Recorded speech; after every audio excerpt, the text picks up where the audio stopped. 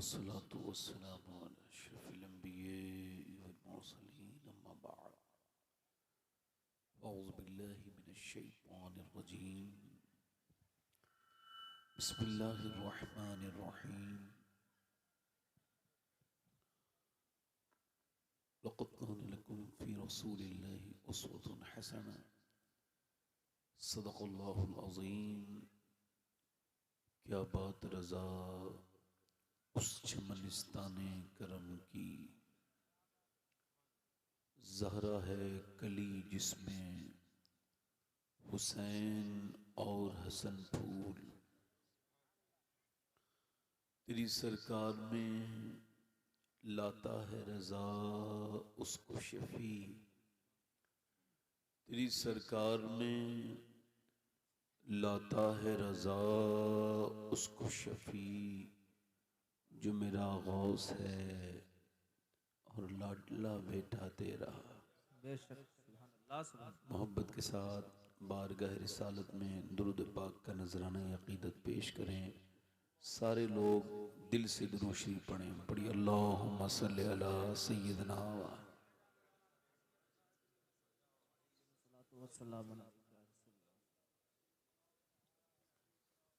अल्लाह। बाद हम्द दुरूद लायक एहतराम ताज़ीम व तकरीम मिंबर शरीफ पर तशरीफ़ फरमा मेरे इमामी की जीनत और रौनक मुअज़्ज़ज़ उलमाए अहले सुन्नत, मुअज़्ज़ज़ हुफ़ाज़ व क़ुर्रा, सामईन व सामिआत, अस्सलामु अलैकुम व रहमतुल्लाहि तआला व बरकातुहू। कैसे हैं आप लोग? जोर से कहो अल्हम्दुलिल्लाह। माशाअल्लाह। बहुत मुबारक हो आपको कि अल्लाह ने आपको अपने हबीब के जिक्र में बैठने की तौफीक अता फरमाई। दुआ करो कि अल्लाह इस महफिल को कबूल फरमाए। ये अब सारे काम हो चुके हैं, कोई काम बाकी नहीं है, बस मैंने आपकी खिदमत करनी है। जो लोग इधर उधर टहल रहे हैं उनसे भी गुजारिश है थोड़ी देर बैठे हैं, अगर बातें समझ में आए तो फिर बैठ जाएं वरना फिर चले जाएं। ये इस तरह की महफिलें सजती नहीं है, अल्लाह तौफीक देता है तो वजूद में आती हैं। ये हमारे इन हजरात उलमा की मेहनतें हैं और इनकी पुरजोर इसरार है। मेन हम लोग नहीं हैं, मेन वो लोग हैं जो ये जलसा सजाते हैं। तारीफ के लायक वो नहीं है जो तकरीर कर रहा है, तारीफ के लायक वो है जिसने माहौल बनाया है तकरीर करने का। ठीक है, देखो भाई चाय इनको दे दो और आप बेटा बैठ जाओ, मोहब्बत से सारे लोग बैठ जाओ, बस सुने इंशाअल्लाह। तो मैंने आपसे कहा क्या हाल है, तो आपने कुछ लोगों ने कहा, मगर कुछ लोगों ने नहीं कहा। देखें कभी परेशानी आ जाए तो हालांकि दिल तो घबराता है, परेशानी में इंसान परेशान हो जाता है, दिमाग काम नहीं करता, तकलीफ होती है तो फिर मसला अलग है। मगर आपको बता रहा हूँ जब कोई मसला हो तो अल्लाह का शुक्र शुरू कर दो। कोई तकलीफ आए अल्लाह का शुक्र अदा कर दो। जब कोई पूछे क्या हाल है तो ना बताओ क्या हाल है, क्योंकि लोग आपसे आपका मजाक पूछने के लिए हाल पूछ रहे हैं। वो मजाक उड़ाएंगे बाद में, खैरियत यूं नहीं पूछ रहे हैं कि आपके काम आ जाएं, बल्कि आपकी कमी ढूंढ के फिर लोगों में जिक्र करेंगे, फलां के घर तो ये कमी चल रही है, फलां के घर तो ये कमी चल रही है। इज्जत को खराब करेंगे, आपकी इज्जत को खराब करेंगे। इधर उधर ना रो। मौला अली फरमाते हैं जब तक तूने परेशानी किसी को नहीं बताई ना अपनी, तब तक तेरी इज्जत तेरे हाथ में है, और जब तूने लोगों को बयान कर दी तो अब तेरे हाथ से निकल गई है। अब क्या पता किसके हाथ में जाए और वो उसका क्या हाल करे। गौसुल आजम फरमाते हैं सबको हाल बताओगे तो बेहाल हो जाओगे, हाल उसे बताओ जो हाल बदल सकता है। और वो कौन है बोलो? वो अल्लाह है। कौन है बोलो? जल्दी बोलो कौन है? वो अल्लाह है जो हाल बदलता है। वो कौन है? अच्छा, जब कहीं भी जाके रोगे तो नजर ना उठा पाओगे। वो कहेगा अरे सुनो, आज तू बड़ा सर उठा के चलता है, और एक दिन तू आया था मेरे पास, रोया था, अपनी औकात भूल गया। जहां भी रोगे इज्जत खोगे, और जहां भी रोगे तुम्हारी परेशानी भी दूर नहीं होगी और इज्जत भी चली जाएगी। अल्लाह फरमाता है तू मेरे सामने रो, मैं तेरी इज्जत और बढ़ा दूंगा और परेशानी भी दूर कर दूंगा। और अगर तू अल्लाह के सामने रोएगा तो फिर सबके सामने। मौला अली फरमाते हैं जो रब के सामने रोता है या रोती है, मर्द या औरत, फरमाते हैं फिर वो सबके सामने नहीं रोते, और जो अल्लाह के सामने नहीं रोते फिर सबके सामने रोते हैं। उनके तो अकीदे इतने कमजोर हैं, किसी बुत के आगे हाथ वो जोड़ लें, कभी तकलीफ आ जाए किसी शिर्क की तरफ वो चले जाएं। अल्लाह से अपने मामलात मजबूत करो। एक वाकया, ए भाई ए भाई ए भाई बैठ जाओ, आ जाओ, बैठ जाओ, आप भाईजान थोड़ा सा पैर नीचे को कर लें, बड़ी मेहरबानी, बड़ा एहसान हो गया आपका। तो है कि नहीं? तो किसके सामने? गौसुल आजम फरमाते हैं अल्लाह की शिकायतें करनी है तो उससे करो जो अल्लाह से ज्यादा मेहरबान मिले। है कोई? तो फिर ये गम, ये बारिश, ये गर्मी, ये सर्दी, ये चौराहे पे बैठ के उसकी बुराइयां करते फिरते हो। अरे गर्मी की कौन डालता है? कौन डालता है बोलो? मौसमों को कौन बदलता है? एक साहब ने मुझसे कहा कि गर्मी बहुत हो रही है। मैंने कहा गर्मी हो नहीं रही है, अल्लाह मौसमों को बदल के अपने होने का एहसास करवा रहा है। एक मरतबा मदीने में हवा बहुत तेज चल रही थी। एक सहाबी ने कहा हवा बहुत तेज चल रही है। हुजूर ने फरमाया यूं ना कहो हवा तेज चल रही है, खुद थोड़ी चल रही है, मेरा रब चला रहा है तो चल रही है, यूं कहो। तो एक बादशाह ना पुराने जमाने में सफर पे गया शिकार करने। आपने शिकारी देखे होंगे, शिकारी जब शिकार करता है तो पागल से ही हो जाता है अपने शिकार के पीछे। चलते चलते चलते वो भूल गया कहां हूं मैं, रास्ता भटक गया, साथियों से बिछड़ गया, अकेला रह गया, सहरा में रेगिस्तान में पहुंच गया, पानी नहीं, प्यास से जबान सूख के कांटा हो गई, मौत के नजदीक पहुंच गया। रोने लगा मालिक ऐ मेरे अल्लाह मेरी जान बख्श दे, मुझे पानी अता कर। आगे थोड़ी दूर चला तो देखा एक झोपड़ी थी। अल्लाह की मर्जी, झोपड़ी में जाके देखा तो एक बूढ़ा बैठा था। उससे बोला मैं प्यासा हूं, मुझे प्यास लगी है, मुझे प्यास पानी दे दो। उसने कहा ये रखा है, पी ले। 3-4 उसने उठा के गिलास या प्याले पानी पिए। फिर जब रिलैक्स हुआ बोला मैं बादशाह हूं इस मुल्क का, कभी कोई काम पड़े तो आ जाना, लो ये मेरी अंगूठी है, कभी काम पड़े तो आ जाना, मेरी अंगूठी दिखाओगे तो कोई तुमको रोकेगा नहीं, मेरे पास पहुंचा देंगे, VIP ट्रीटमेंट मिलेगा। उसने कहा ठीक है। अब वो गया, अब वो तो चला गया। 1-2 साल के बाद उसी आदमी को, झोपड़ी वाले को जिसने जान बचाई थी, कोई बात याद आई, उसको तकलीफ हुई तो उसे अंगूठी याद आई। अब गांव की देहात वाली जबान, उसने सोचा अंगूठी बेच के काम चला लो।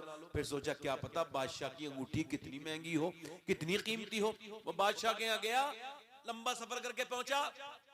जब वो पहुंचा तो अंगूठी उसने दिखाई तो उसको अंदर लेके चले गए। और जब अंदर लेके गए तो बादशाह के बड़ी इज्जत मिली। अंगूठी देखते ही लोग उसे सलूट मारे और एकदम अंदर पहुंचा दिया।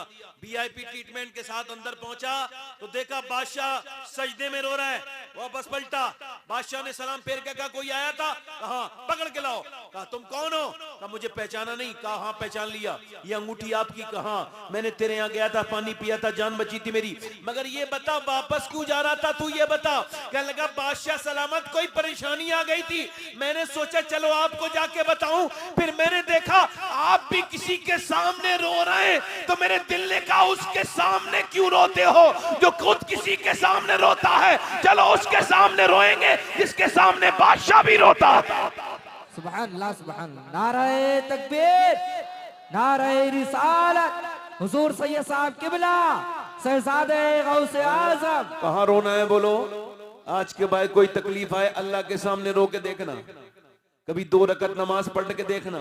कभी कोई तकलीफ आ जाए, जाते हो ना अस्पतालों में जाने से पहले कभी मेरी बात को फार्मूला, कभी उसे पुकारो तो वो तुम्हारा करीम रब है, वो तुम्हारा रहीम रब है। तुम्हारे माँ बाप से ज्यादा तुमसे मोहब्बत करता है। माँ बाप से ज्यादा वो कहता है मेरा जिक्र ऐसे करो जैसे अपने माँ बाप का जिक्र करते हो। उठते बैठते चलते फिरते खाते पीते अल्लाह को पुकारो। जब कोई परेशानी आए अल्लाह के सामने रोना शुरू करो। किसी को अपना दर्द बयान, मर्जी आपकी है। मैंने तो जो नुस्खा था बता दिया। जो बड़ी लंबी लंबी तकरीर में बात नहीं समझ पाएंगे आप 2 मिनट में समझ गए होंगे। समझ गए बात को नहीं? कि रोना किसके सामने बोलो? अंधे के सामने रो तो अपने भी नैन खो। तो क्या जरूरत है उसके सामने ना रो। जब कोई एहसान करता है तो जताता जरूर है, मगर अल्लाह कभी नहीं जताता एहसान। अल्लाह ताला सलामत रखे। हमारे इजहार भाई, हमारे शाहजहांपुरी, माशाअल्लाह बड़े अच्छे शायर हैं, बड़े अच्छे नकीम हैं। ये सब लोग अच्छे हैं। ये उलमा, ये जितने उलमा हैं, मैं इन सब का खादिम हूँ। मैं किसी लायक नहीं हूँ, मैं तो एक आम आदमी हूँ। मुझे तो ये भी खबर नहीं कि मैं जन्नती हूँ या जहन्नमी हूँ। क्या पता मर के मेरा क्या होगा, क्या हश्र होगा। अल्लाह मुझे माफ़ करेगा कि नहीं करेगा। उम्मीद है कि अल्लाह माफ़ करेगा। मैं किसी इज्जत के लायक नहीं, सारी इज्जतों के लायक मेरा रब है। तो आप हजरात जरा सुभान अल्लाह, कौन कौन लोग किसे किसे याद है जरा बताओ, जरा सुभान अल्लाह करके दिखाओ। नहीं, जिन्हें याद हो जरा जोर से बोल के बताएं। वैसे सुभान अल्लाह कहने में कितनी नेकियां मिलती हैं? कितनी मिलती हैं बताओ? किसी को खबर है? नीचे से, ऊपर से नहीं, नीचे से पता है कि कितनी नेकी मिलती है सुभान अल्लाह कहने से? 90 मिलती हैं। 90 मिलती हैं। अब जिसके पास कम हो नेकियां वो जरा जोर से बोले सुभान अल्लाह। और जो बहुत बड़ा हो गया हो इबलीस की तरह वो ना बोले। आप जरा जिसमें कम के, जिसके पास नेकियां कम हो जरा जोर से बोले सुभान अल्लाह। माशाअल्लाह। अल्लाह को जिस नाम से पुकारोगे उसी का सदका मिलेगा। 2-3 शेर की फरमाइश है और मैंने ईगो भी कम नहीं कराया है। माइक बहुत अच्छा बोल रहा है भाई आपका। पढ़ दूं 2-3 शेर? ऐसे तो नहीं भाई, हम तो बड़ा सुन्नी लोग हैं। जरा हुजूर का जिक्र करते हैं तो मोहब्बत के साथ करते हैं, दोनों हाथ उठा के लब्बैक या रसूल अल्लाह। दिल लग रहा है आप लोगों का? नहीं लग रहा है? पढ़ता हूं 2-3 शेर। क्या बताऊं कि क्या मदीना है,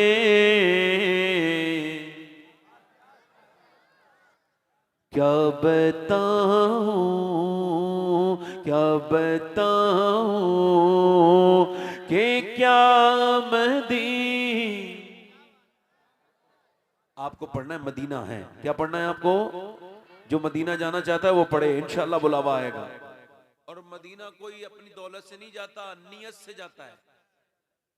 एक रक्शे वाला मिला था मुझे भी। कितने लोग ऐसे हैं जो नात पढ़ते पढ़ते बूढ़े हो गए और खूब पैसा कमाए मगर मदीने नहीं गए। झूठ बोलते हैं वो। हाँ, उनको दिल में है ही नहीं मदीना देखने का। और मेरा इमाम तो इतने सख्त है, आला फरमाते हैं फिर न करबटली मदीने की तरफ, अरे वो चल झूठे बहाने वाले। वो कहते हैं जो एक बार चला गया दूसरी बार क्यों नहीं गया? इधर भाई समझ रहे हैं?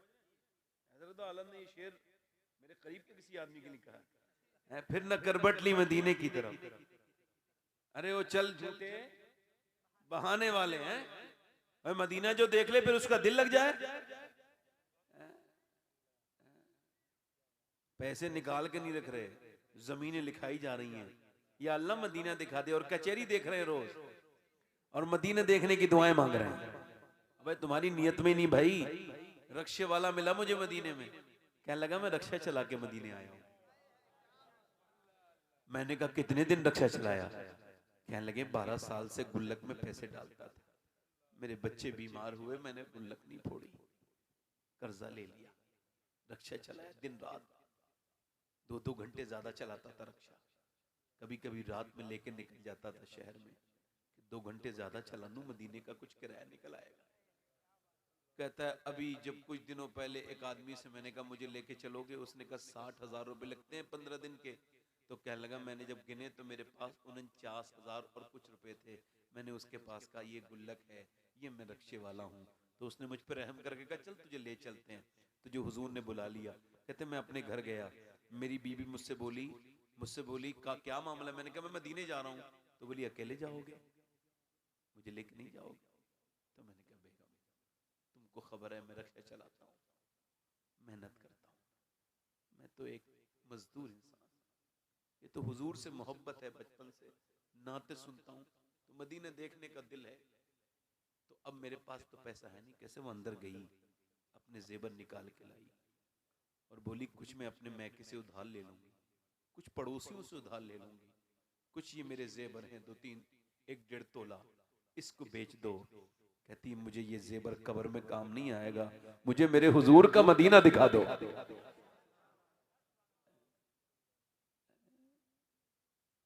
जिसे हुजूर बुलाते उसे ही है जिसकी नियत होती है।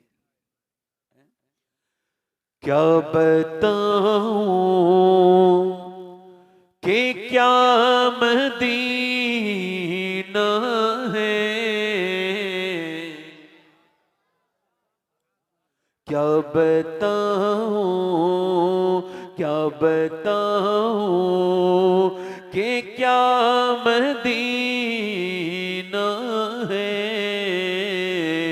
क्या बताऊं कि क्या मदीना है, क्या बताऊं कि क्या मदीना है। बस मेरा मोदा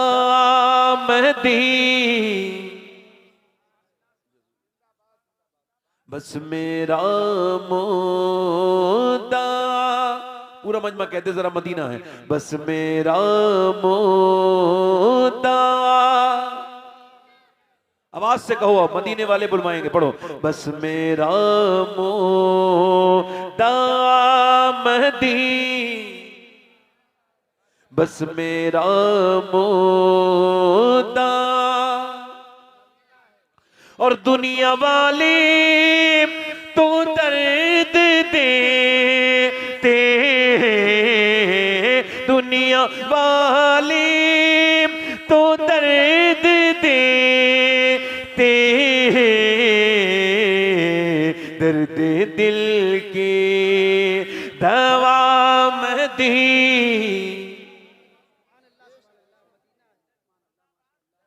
पढ़ो जरा, दर्द दिल, पूरा मजमा पढ़ो। दर्द दिल की दवा। ए भाई कहां जा रहे हो, ए भाई गलत बात, बैठ जाओ, दिल से बोलो सुभान अल्लाह। मैं नात नहीं पढ़ूंगा भाई, कोई उठिएगा मत। अरे नहीं जाएंगे, नहीं वो जाएंगे, जिसको जरूरत हो वही, मुझे इतना टैलेंट है मैं रोक लूंगा।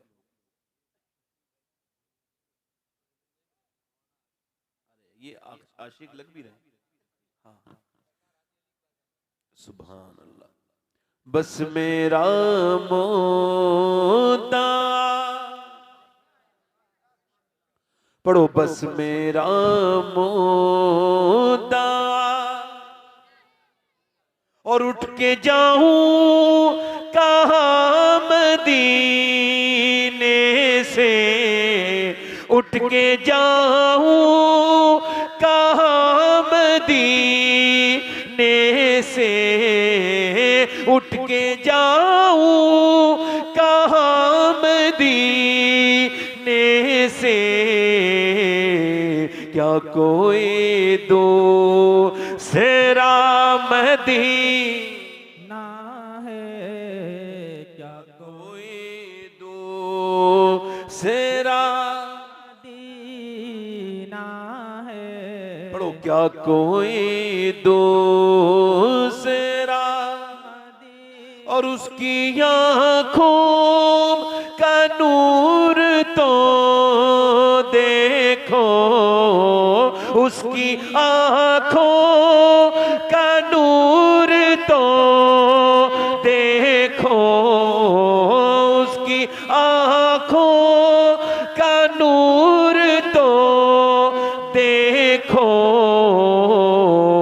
जिसका देखा हुआ मदीना है, जिसका देखा हुआ मदीना, पढ़ो, जिसका देखा हुआ मदीना है, और मेरे दिल में हुजूर रहते हैं, मेरे दिल में हुजूर रहते हैं, दिल मेरा दूसरा मदीना है, दिल मेरा दूसरा मदीना है, क्या बताऊं कि क्या मदीना है। और जब हजरत बिलाल ना मदीना छोड़ के गए ना और हुजूर के विसाल के बाद तो चले गए मुल्क शाम, तो किसी ने बिलाल से कहा, बिलाल अब मदीना नहीं याद आता? तो बिलाल ने जो बात कही थी ना, वो मैं एक शेर में पेश कर रहा हूं। जब किसी ने कहा ना अब मदीना याद नहीं आता, तो बिलाल ने कहा था, दिल में अब कोई आरज़ू ही नहीं, या मोहम्मद है या मदीना है, या मोहम्मद है या मदीना है, क्या बताऊं कि क्या मदीना है, बस मेरा मुद्दा मदीना है। आला हजरत फाजिल बरेलवी के भाई अल्लामा हसन मदीने गए तो उनके पांव में कांटा लग गया, तो उन्होंने उस कांटे को निकाला और उसको ऐसे देखा और कहा, ए खारे मदीना, पांव से क्या काम तुझे, आ मेरी जान, मेरे दिल में है रास्ता तेरा। सुभान अल्लाह, सुभान अल्लाह। इको कम कर दें भाई। अब जरा मैं अपनी तकरीर कर रहा हूँ, क्योंकि अल्लाह का शुक्र है मैं भावनाओं में नहीं बहता। तो अब मैं जो मकसद के तहत आया हूँ वो बात करता हूँ। एक सवाल ये है सारे पढ़े लिखे अनपढ़ काबिल सारे लोगों से, और मैं अपने आप से भी सवाल कर रहा हूं, अल्लाह ने इस दुनिया को बनाने के बाद जो इंसान को बनाया तो क्या बेमकसद बनाया? क्यों बनाया? सिर्फ खाने के लिए जानवर बहुत थे, सिर्फ सोने के लिए जानवर बहुत थे, सिर्फ कमाने के लिए, पैसा जमा करने के लिए, सिर्फ गैर मुस्लिम बहुत थे। अल्लाह ने इंसान को क्यों पैदा किया? आपने वॉशिंग मशीन घर में बना लगाई, गैस का चूल्हा बना रोटी बनाने के लिए, मोटरसाइकिल बनी सफर के लिए, कार बनी सफर के लिए, हवाई जहाज बना सफर के लिए। इंसान ने इंसान के जितने भी इजादात किए सब बेमकसद। तो क्या अल्लाह ने इंसान को तख्लीक किया बेमकसद है? अल्लाह फरमाता है मैंने इंसान को आजमाइश के लिए पैदा किया, परखने के लिए पैदा किया। हाँ, काहे के लिए बोलो? आजमाइश के लिए, इम्तिहान के लिए, परखने के लिए। इंसान को, औरत को, मर्द को, फजर का वक्त है, अजान हो रही है, मस्जिद से आवाज आ रही है, आओ कामयाबी की तरफ आओ। मस्जिद से मुअज्जिन सदा दे रहा है, आंखों में नींद है, नींद का गलबा है, खुमार है, चादर ओढ़े लेटा है, सर्दी का वक्त है। इधर उसका नफ्स कहता है ना ना ना ना तुझे नमाज को नहीं जाना, मगर वो एकदम अपना लिहाफ हटाता है, अपनी चादर हटाता है, फिर ठंडे पानी में हाथ डाल के फिर वुजू करता है और फिर मस्जिद में जाके नमाज पढ़ता है। तो उसने पहले इम्तिहान में कामयाबी हासिल कर ली।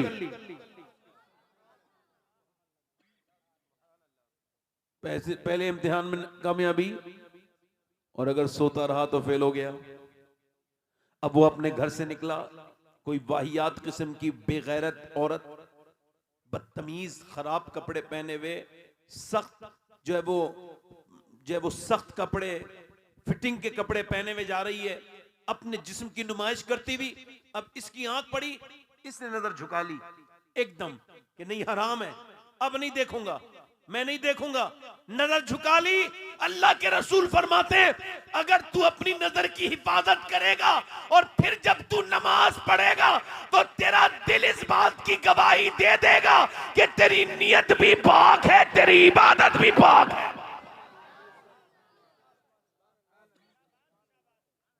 ठीक, यानी आपने किसी की लड़की के ऊपर नजर नहीं डाली, ये पहली, ये आपकी दूसरी आजमाइश। ये मैं आपको ये तरतीब बार सारी बातें बताऊंगा नहीं, मगर हल्का सा इशारा इस वजह से दिया है कि आप समझें आजमाइशें रोज आएंगी, जब तक आप मरेंगे नहीं तब तक शैतान पीछे पड़ा रहेगा।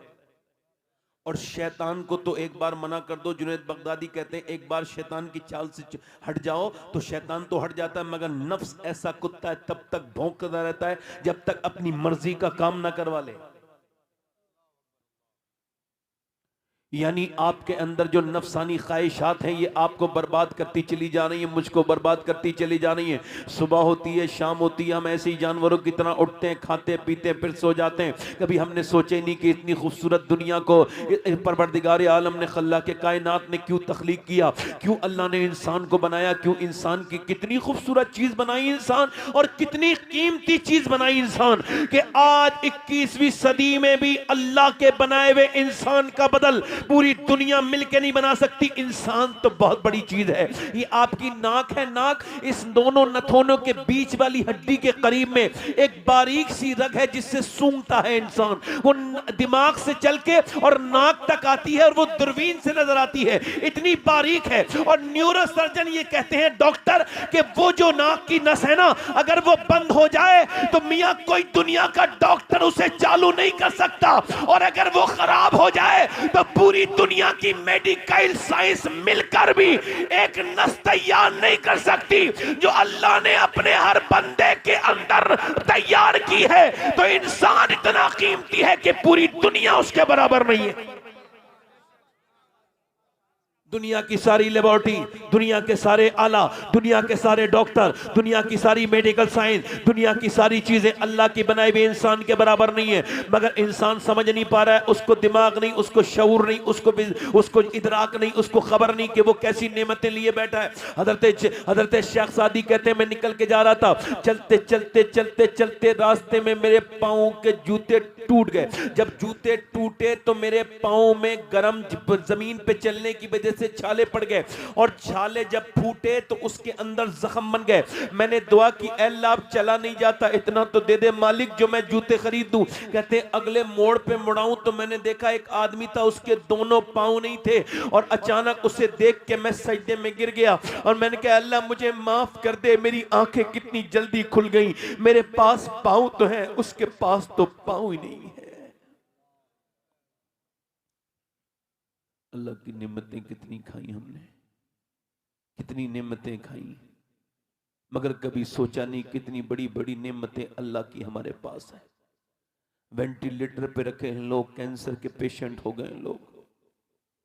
अल्लाह के रसूल फरमाते जब दिन निकलता है तो कहता है इंसान जो तुझको करना हो कर ले, आज निकला हूं, आज के बाद नहीं आऊंगा। यानी दिन, पूरे दिन में जो आप करते हैं सब लिखा जाता है। आपका मुस्कुराना, आपका मुस्कुराना, खुदा की कसम आपका लेटना, आपका बैठना, आप अल्लाह को अगर याद नहीं करोगे तो बर्बादी हो रही है, तरकीब बर्बादी की। हुजूर फरमाते हैं जन्नती जन्नत में जाएंगे और जन्नत में सारी नेमतें होंगी, वलकुम फीहा मा तश्तही अनफुसुकुम, जो चाहो उसमें मौजूद है, और अल्लाह का सलाम आएगा जन्नतियों पर। मगर जन्नत में जाकर बेहतरीन महलों में रहकर चलती हुए अपने घर के सामने नहरों को देखकर जन्नत न किसी ने देखी, इंसान ने, दुनियावी आम आदमी ने, ना किसी ने उसका तसव्वुर किया, ना कोई कर सकता है। मगर जन्नत में जन्नती को कोई अफसोस नहीं होगा, एक भी हसरत नहीं होगी। और अगर ये बात ठीक से समझ गए ना तो अपने पास तस्वीर रखना शुरू कर दोगे आप लोग। कोई हसरत नहीं होगी, मगर जब वो जन्नत अल्लाह उन्हें अता करेगा तो वो एक अफसोस करेंगे, एक अफसोस करेंगे। हुजूर ने फरमाया, एक सहाबा ने अर्ज की, हुजूर वो क्या अफसोस? फरमाया, वो कहेंगे काश कि हमने जो वक्त चौराहे पे बैठ के गुजारा, जो वक्त हमने फालतू गुजारा, उस वक्त में अपने रब को याद कर लिया होता, जिसने हमने ये जन्नत दी है, उस जन्नत देने वाले रब का शुक्र अदा कर लिया।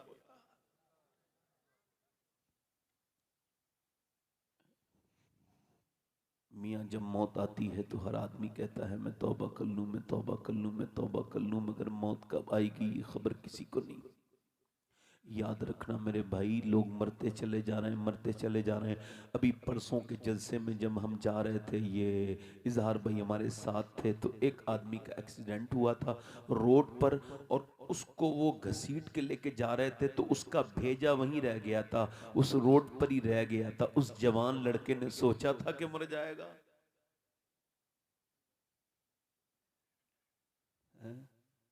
किस दुनिया से दिल लगा लिया जो किसी की हुई नहीं आज तक। बादशाहों को न छोड़ा, अमीरों को न छोड़ा, औरतों को न छोड़े, मर्द को न छोड़े, जवान को न छोड़े, बूढ़े को न छोड़े। नशे में लग गया इंसान, नशे में लग के अपने रब को भूल गया इंसान। अम्मा आयशा कहती हैं, एक रात हुजूर ने मुझसे कहा, आयशा इजाजत दो, मैं अल्लाह के सामने नमाज पढ़ना चाहता हूँ रात का वक्त। सर्दियों की रातें। मैंने अर्ज की, हुजूर आप मालिक का नहीं, आयशा इजाजत दो, रात आपकी है, इजाजत दोगी तो नमाज पढ़ूंगा। अम्मा आयशा कहती हैं, मैंने हुजूर से अर्ज कर दी, या रसूल अल्लाह आप मालिक हैं। मेरे नबी ने उसी वक्त, मेरे आका ने नमाज पढ़ना शुरू कर दी। फरमाती अम्मा आयशा, हुजूर जब हुजूर सरकारे दो आलम सल्लल्लाहु अलैहि वसल्लम नमाज पढ़ रहे थे, अम्मी आयशा फरमाती तो हुजूर का सीना ऐसा हिलता था कि मुझे बाहर तक आवाज आती थी। हुजूर इतने रोते थे कि हुजूर की दोनों आंखें भीग गई, भीगी नहीं गई बल्कि सूज गई। मेरा इमाम कहता है, आंखें रो रो के सुजाने वाले, और हुजूर के आंखों के आंसू बाहर को निकल के चले गए।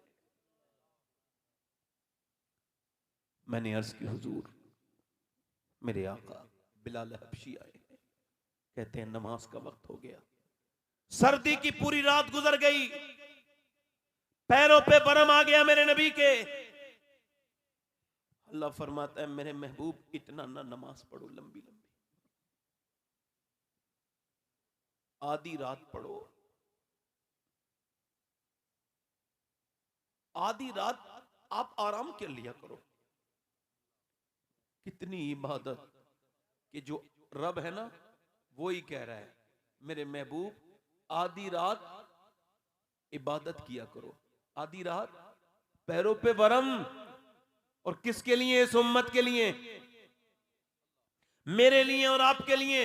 अम्मा आयशा कहती है, हुजूर मैंने कहा, हुजूर बिलाल आके अर्ज करते हैं, या रसूल अल्लाह आप इतना क्यों रोते हैं? अल्लाह आपके सदके से अगलों और पिछलों के गुनाह बख्शेगा, आप इतना क्यों रोते हैं? मेरे नबी ने फरमाया, बिलाल आज रात मुझ पे ये आयत नाजिल हुई है, इन्न फी खल्क़िस समावाति वल अर्द वख्तिलाफिल लैली वन नहारि लआयातिल लिउलिल अलबाब। अल्लाहु अकबर, यानी दिन रात का तब्दील होना, जमीन आसमान की पैदाइश और रात का दिन में और दिन का रात में तब्दील होना, इसमें निशानी है अक्ल वालों के लिए। यानी ये जो सुबह शाम हो रही है, ये मौत के करीब करती चली जा रही है।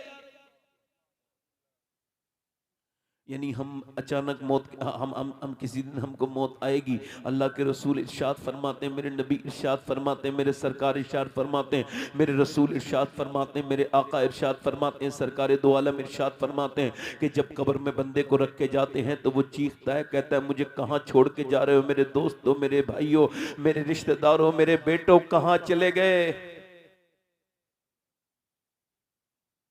तन्हाई में छोड़ के कहां चले गए? ऊपर से लो तख्ते भी लगा दिए गए, लो ऊपर से उसके तख्तों के अंदर के सुराख भी बंद कर दिए गए। फिर ऊपर से भाई ने भी मिट्टी डाली, भतीजे ने भी मिट्टी डाली, बहनों ने भी मिट्टी डाली, बेटों ने भी मिट्टी डाली। ऐ अल्लाह सबसे मिट्टी क्यों डलवाता है? आवाज आई इस कब्र पे सब मिट्टी डाल के ये कहते हैं कि देखो हम तो सारे रिश्तों पे मिट्टी डाल गए, अब तेरा अल्लाह के हवाले है तू, अब तेरा कोई नहीं। ले मरते ही कोई वापस नहीं पलटा, कोई नहीं देखता क्या हाल है, कोई दोस्त नहीं आता, वापस बिरयानी तैयार होती, वापस खाना तैयार होता, ले ये भी खाना खा ले और तू भी खाना खा ले। और कब्र में वो क्या कर रहा है? मुझे कहां अंधेरी में छोड़ के चले गए, मैं अपने बच्चों के लिए नमाज नहीं पढ़ता था, मेरे बच्चे तो रुक जाते, मगर नहीं नहीं बच्चे नहीं रुके, न बीबी भी नहीं रुकी, कोई नहीं, बल्कि तेरे माल बंटने लगा जो तूने कमाया था, तेरी दौलत बढ़ने लगी। मेरे दोस्त किस दुनिया के लिए छोड़ के गया तू? ये दुनिया तेरी नहीं हुई। अब बताओ जरा, जो तकरीर कर रहा है ये भी एक दिन चीख मारेगा, और जो तकरीर सुन रहे हैं ये भी एक दिन चीख मारेंगे। एक दिन कब्र में ये बंदा भी जो तकरीर कर रहा है चीख चीख कर, इसकी भी ये भी कब्र में जाएगा और इसकी भी चीख निकलेगी। जरा मुझे बताओ, वहां पर जब फरिश्ते आके पूछते हैं तेरा रब कौन है, वो कहता है मेरी बीबी कहां है, मैं कहां आ गया, मेरे बच्चे कहां हैं, मगर वहां बच्चे नहीं है, वहां बीबी नहीं है, वहां कोई नहीं है। ये कहता है, फरिश्ते कहते हैं बता तेरा रब कौन है, तेरा दीन क्या है, और इनके बारे में क्या कहता है? ना वहां बीबी कम है ना बच्चे हैं। मैं तो कहता हूं कि कब्र के बाहर बच्चे रह जाएंगे, बीबी रह जाएगी, उनसे मोहब्बत मत करो, उनसे दिल मत लगाओ। जिन्हें कब्र के बाहर रहना है, दिल लगाना है तो उससे लगाओ, जिसे कब्र के अंदर आना है। जब तुम कहोगे बीबी तो नहीं है, बच्चे तो नहीं है, भाई तो नहीं है, बहनें तो नहीं है, मगर अगर तुम आशिक़ रसूल बन के कब्र में जाओगे, नबी से वफादारी करके जाओगे, तो जब मेरे नबी कब्र में तशरीफ लाएंगे, फरिश्ते पूछेंगे ये कौन है, तुम कह दोगे यही तो मेरे आका है, इन्हीं के लिए तो मैं रोता था, यही तो मदीने वाले हैं, मैं मदीने में चुप चुप के रोता था, यही तो मेरे सरकार हैं जिनके बगैर मुझे सुकून नहीं था। मेरी जिंदगी इसी नबी के हवाले है, सब कुछ मैंने नबी की रजा के लिए किया है। फरिश्ते कहेंगे फिर तुझे खुशी हो कि यहाँ रिश्तेदार तो नहीं मिलेगा, मगर मदीने का ताजदार मिलेगा। नारे तकबीर, नारे रिसालत, अज़मते मुस्तफा शहजादे गौसे आज़म। यानी जब तू मर गया तो कब्र में हुजूर आए, बोलो तो आला हज़रत फरमाते कब्र में लहराएंगे ताहशर चश्मे नूर के, जलवा फरमा होगी जब तलात रसूलुल्लाह की। तो क्यों अल्लाह ने तुझको पैदा किया मेरे दोस्त? मैं यही सवाल आपसे फिर कर रहा हूँ, क्यों यूट्यूब देखने के लिए पैदा किया नौजवानों? तो आपसे पूछता हूँ, इंस्टाग्राम देखने के लिए पैदा किया, 3-3 घंटे 4-4 घंटे इंस्टाग्राम देखते रहते हो? बताओ, ये बताओ, जो जिस हाल में मरेगा उसी हाल में उठाया जाएगा। अगर कोई लड़का गंदी तस्वीर देखते देखते मर गया तो एक लड़के ने गंदी तस्वीर देख रहा था, रिश्तेदार आ गया, बंद कर लिया मोबाइल, लॉक लगा दिया, मगर थोड़ी देर के बाद भूल गया, लॉक खोला तो वही तस्वीर फिर सामने। अब रिश्तेदार को देख के शर्मा गया। मैंने उससे कहा देख, तेरे रिश्तेदार ने तो आज देखा है, मगर तेरा परवरदिगार तो तुझे रोज देखता है। तेरी आंखों पर जो भी तू करता है तेरा रब तुझको देख रहा है। मेरे दोस्त, मेरे भाई, मैं तुझसे कर्ज करता हूं, मेरे भाई, मेरे अजीज, उन आंखों से हुजूर को देख सकता है जिन आंखों से तूने घटिया फिल्में देखी, तस्वीरें देखी, नीम बरहना औरतें देखी? तू क्या समझता है तेरी आंखें ये तेरी हैं? जिसकी एक आंख नहीं है उससे पूछ आंखें किसे कहते हैं? जिसकी आंखें नहीं है उससे पूछ आंखों का क्या होता है? मैं जब मदीने गया अभी 1.5 महीने पहले, तो मैंने गुंबद खजरा थोड़ी देर 2-3 घंटे नहीं देखा, बैठा रहा हरम में। किसी ने कहा देखते क्यों नहीं? मैंने कहा पहले धो तो लूं आंखों को, बड़ी गंदी हो गई हैं। कैसे देखूं अपने सरकार का दर, कैसे मदीने के दरो दीवार देखूं? खुदा ना करे कि गंदी तस्वीर पे फेसबुक पे कोई देख के मर गया। हुजूर को कैसे देखेगा कब्र में? बोल, इन्हीं आंखों से देखेगा? देखेगा? बोल। अरे आंखों में कुछ बचा ही नहीं नौजवानों के। तन्हाइयां बर्बाद है मेरी कौम के लड़कों की, इन्हें फेसबुक ने बर्बाद कर दिया, यूट्यूब ने इनके ईमान का गला घोट दिया। जिस इजराइल की तुम मुखालफत करते हो ये सब उसी के आले हैं। जिनमें हम फंसे हुए हैं। अगर जिंदगी पूछना है किसके लिए है, तो न यूट्यूब के लिए है, न इंस्टाग्राम के लिए है, न ट्विटर के लिए है, बल्कि बरेली से ताजुश शरिया की आवाज आ रही है। जिंदगी ये नहीं है सभी के लिए, जिंदगी है नबी की नबी के लिए। ये तो पोते ने कहा, मगर दादे ने तो उससे आगे की बात कही। दादा ने कहा जमीनो जमा तुम्हारे लिए, मकीनो मकान तुम्हारे लिए, चुनीनो चुना तुम्हारे लिए, बने दो जहां तुम्हारे लिए, हम आए यहां तुम्हारे लिए, उठे भी वहां तुम्हारे लिए। ए मुसलमान, जब तेरा जनाजा निकले तो तुझे ना कहना पड़े, बल्कि अल्लाह के फरिश्ते कह दे ये वो जा रहा है जिसने पूरी जिंदगी आमना के लाल से वफा की।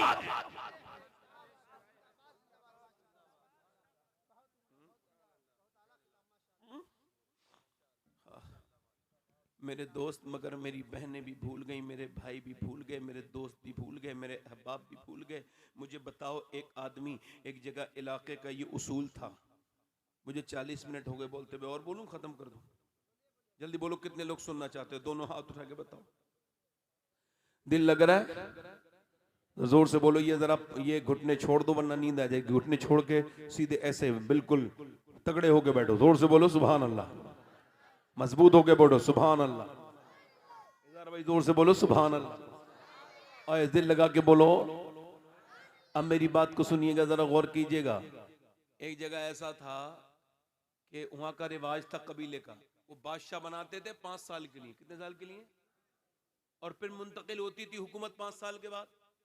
और 5 साल के बाद वो बादशाह को छोड़ के आते थे जंगल में, जहां दरिंदे होते थे, जहां खतरनाक जगह होती थी।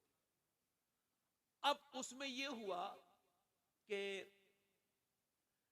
उसमें वो जो बादशाह होता था ना, वो बहुत ऐश करता था, वो अय्याशी करता था, शराब पीता था, औरतों के साथ रहता था, बड़ी बदतमीजी करता था।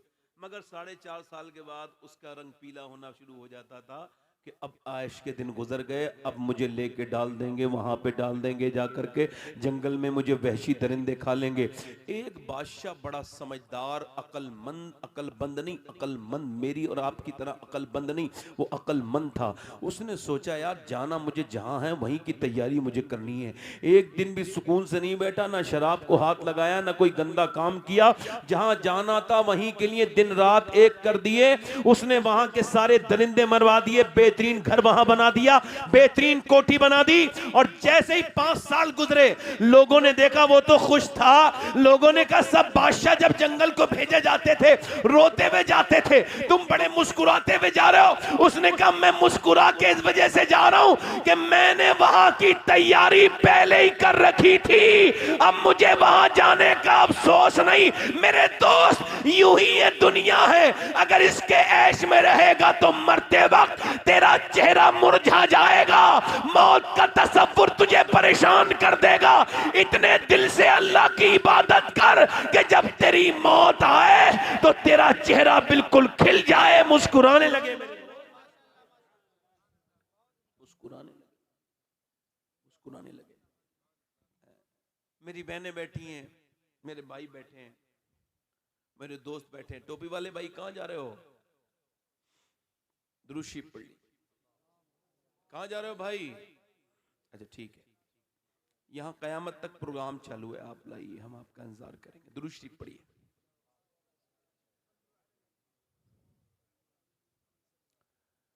अब आप बताओ, वो लोग कहते हैं लड़के बिगड़ गए, लड़कियां बिगड़ गई। अब मुझे बताओ आप, लड़कियां बिगड़ गई, लड़के पहले बिगड़े या पहले माँ बाप बिगड़े? जल्दी बोलो। जब बाप घर में गाना सुन रहा है और गाना खूब अच्छे से चल रहा है, तो बेटा जो उसका कानों में सुन रहा है, वो जो सुनेगा वही तो करेगा ना। अच्छा, बच्चों को मारना तोड़ना नहीं चाहिए।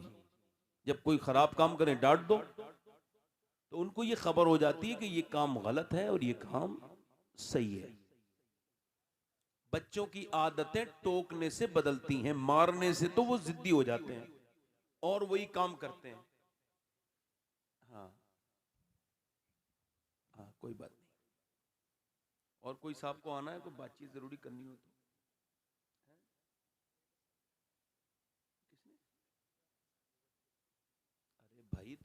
कहा है उसे खाना खिलाना।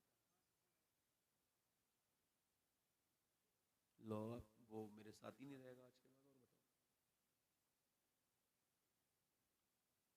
तकरीर हो रही हो तो उस वक्त में कुछ नहीं होना चाहिए। आप लोग जो काम के लोग हो काम करो, जाके अपना जाओ, अपने वहीं जाके बैठो। अब आपसे कोई फिर आदमी डिस्कस करने आएगा तो फिर लोग देखेंगे क्या बात हो गई।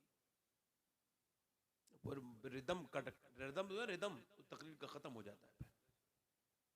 रिदम जो होता है ना, बड़ा मुश्किल काम है ये तकरीर का, हर आदमी के बस की बात नहीं है। मेरे भी अल्लाह ना चाहे तो मेरे भी बस की बात नहीं, मैं भी किसी, मगर कम से कम समझो बात को कि आदमी क्या कह रहा है। बुरा ना मानना मेरी बात का, मुझे डिस्टर्ब ही होता है। हाँ, मैं किसी से तकरीर के मामले में दोस्ती किसी नहीं करता हूँ। अपनी बात मैं कहता हूँ, बड़े बड़े लोगों को मैंने टोक दिया, किसी को छोड़ा नहीं कभी। उसकी वजह यह है कि अल्लाह के लिए टोकता हूँ तो मुझ पे असर भी कोई नहीं होता। क्योंकि जब हुजूर की बात हो तो फिर हुजूर की होनी चाहिए, फिर सबकी नहीं होनी चाहिए। तो बच्चे अब वो बच्चे बिगड़ रहे हैं। भाई आप मुझे बताओ, आप कि जिसका बाप कभी नमाज ना पढ़ता हो वो अपने बेटे से कह सकता है कि नमाज को चलो? जिसके बाप ने कभी नमाज ना पढ़ी हो, अब आप जरा गौर करें, वो कैसे कहेगा अपनी जिसकी जिसकी जिसकी माँ ने कभी नमाज ना पढ़ी हो, वो अपनी बेटी से कह देगी लो साहब, वो कहते हैं फलां की बेटी भाग गई, फलां की बेटी ने नाक कटा दी, फलां की बेटी बिगड़ गई, फलां की बेटी हो। बेटी तो बड़ी नेक होती है, बेटी तो बड़ी शरीफ होती है, बेटी तो इज्जत वाली होती है, इज्जत देने वाली होती है, इज्जत बढ़ाने वाली होती है।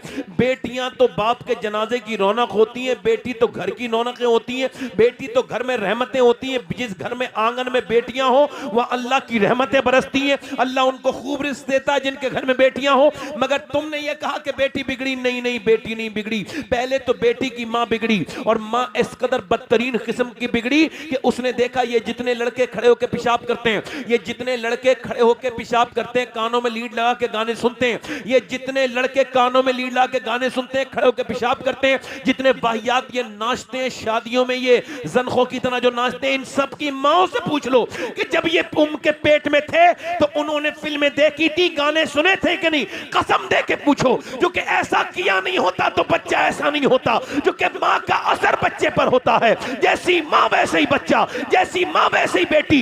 जरा गौर करो, बेटी अब क्या देख रही है, जरा तवज्जो करना। बेटी जो है वो बेटी की आंख खुली है और वो उसने माँ के वो पैदा हुई है, उसके बाद थोड़ी बड़ी हुई है, फिर थोड़ा शऊर आया है, थोड़ी अक्ल आई है, तो उसने टीवी देखना शुरू कर दी। वहीं बाप बेहया बैठा है, वहीं भाई बेगैरत बैठा है, वहीं माँ बैठी है और उसके अंदर टीवी चल रहा है और टीवी में गलत गंदे सीन आ रहे हैं और गंदी फिल्म चल रही है, दो लड़के लड़की आपस में लिप लॉक कर रहे हैं, इसकी माँ भी देख रही है। और जैसे ही हीरो हीरोइन मिले अम्मी खुश हो गई, हीरो हीरोइन मिले नहीं अम्मी रोने लगी, वहीं पे आंसू बहाने लगी। यही ड्रामा देखते देखते 11 साल की हुई, 12 साल की हुई, 15 साल की हुई कि जब हीरो हीरोइन मिलते नहीं तो अम्मी रोती है और जब वो भाग जाते हैं अम्मी खुश हो जाती है। वो 17 साल की हुई, 18 साल की हुई, 20 साल की हुई, जब उसने देखा कि अम्मी जब खुशी हो जाती है अब्बा भी खुश हो जाते हैं, तो वो भी भाग गई किसी के साथ कि मेरी अम्मी तो खुश हो ही जाती है। अम्मी कहने लगी हाय मेरी नाक कट गई। उसने कहा नाक कट गई, मैंने कहा नाक तो बाद में कटी है बेहया,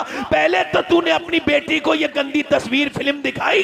अरे तू जा करके टीवी के सामने रोई, जितना टीवी के सामने रोई है ना, अगर इतना अपने अल्लाह के सामने मुसल्ला बिछा के रोई होती तो तेरी बेटी नाक न कटाती, सर फकर से बुलंद कर देती,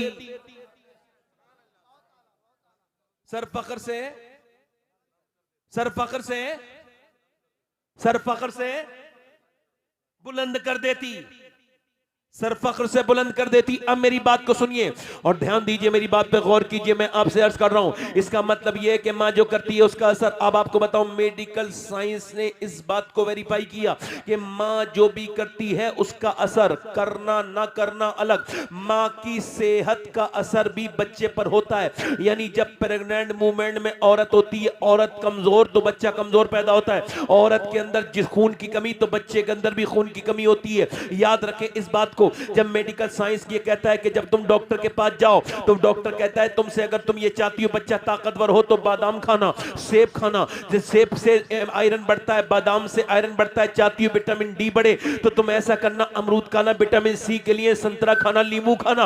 अब मुझे बताओ, अल्लाह का बनाया हुआ सेब, संतरा, अनार, अमरूद अगर मां खाए तो बच्चे पे असर हो जाए, तो क्या अल्लाह का कुरान मां पढ़ेगी तो बच्चे पे असर नहीं होगा? बोलो, असर होगा कि नहीं होगा? अब बच्चा पेट में है, गाने चल रहे हैं, बर्बाद कर दिया उम्मत को। और तो तुमने, मेरी बेटियों, तुमने बच्चों के ईमान पे डांके डाल दी, तुमने गीबतें की, तुमने गाने सुने, तुमने फिल्में देखी, तुमने कुरान नहीं पढ़ा। आला हजरत फरमाते हैं कि जब औरत अपने बच्चे को दूध पिलाए पहली बार, और वो दूध पिलाते पिलाते नबी पर दुरूद भी पढ़ दे, तो अल्लाह उसके बच्चे को आशिक रसूल बना देता है। क्या बना देता है बोलो?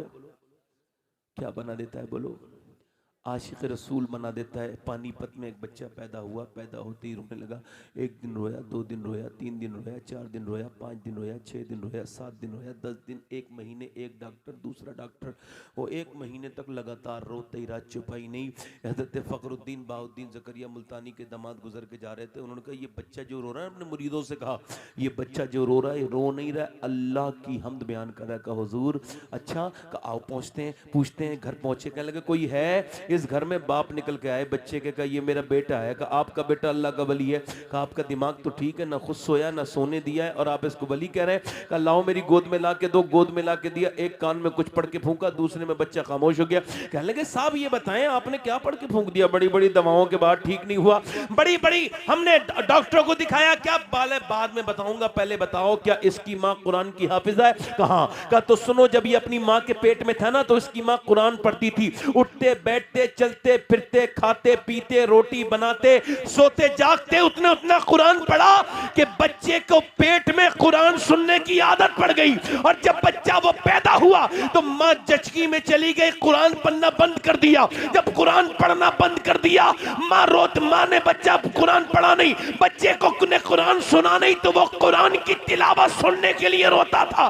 तुमने तुमने दवाइयां खिलाई, मैंने उसके एक कान में एक आयत पढ़ दी, दूसरे में दूसरी पढ़ दी, बच्चा खामोश हो गया। उसी बच्चे का नाम, उसकी बच्चे का नाम हजरत सैयदना शरफुद्दीन बू अली शाह कलंदर पानीपती हो गया। यानी मां नेक हो जाए तो बच्चा बू अली पानीपती बन जाता।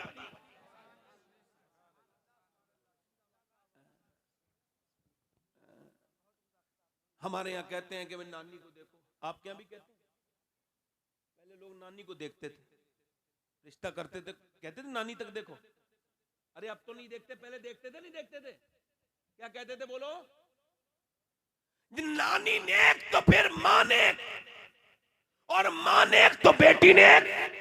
ये कहते थे नानी, और नानी सिर्फ ये लोग नहीं दिखाते, पहले तो इस्लाम नानी दिखाता है। इस्लाम कहता है नानी अगर देखनी है तो मक्के की खतीजतुल कुबरा देखो, और अगर माँ देखनी है तो मदीने की फातिमा ज़हरा देखो, और अगर बेटी देखनी है तो करबला की ज़ैनब कुबरा देखो।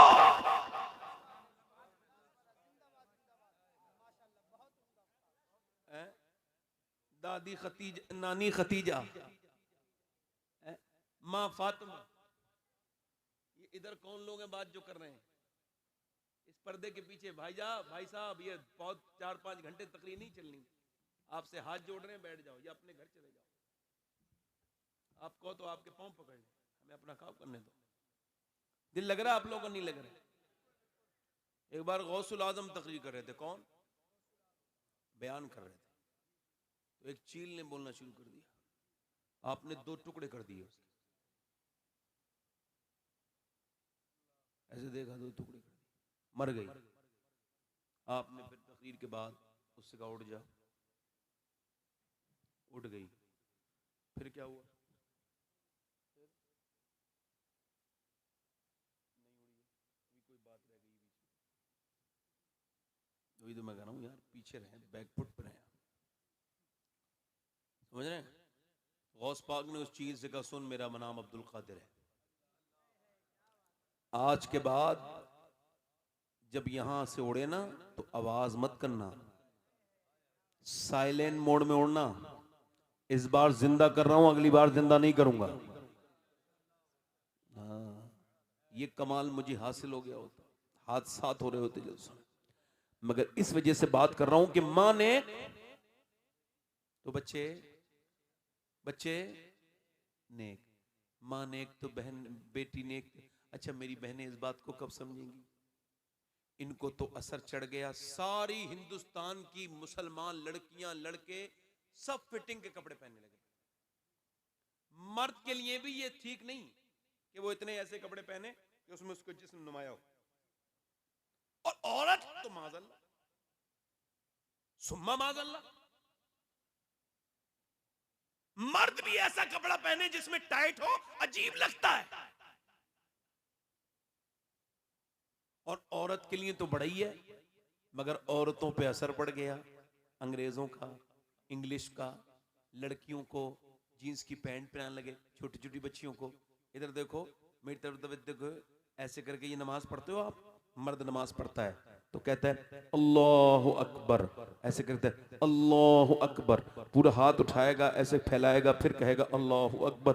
और औरत की भी नमाज शुरू हो रही है, मगर उसकी ऐसे नहीं, उसकी बस यहाँ पे अल्लाहु अकबर अल्लाहु अकबर। मर्द की नमाज अल्लाहु अकबर, औरत की नमाज अल्लाहु अकबर।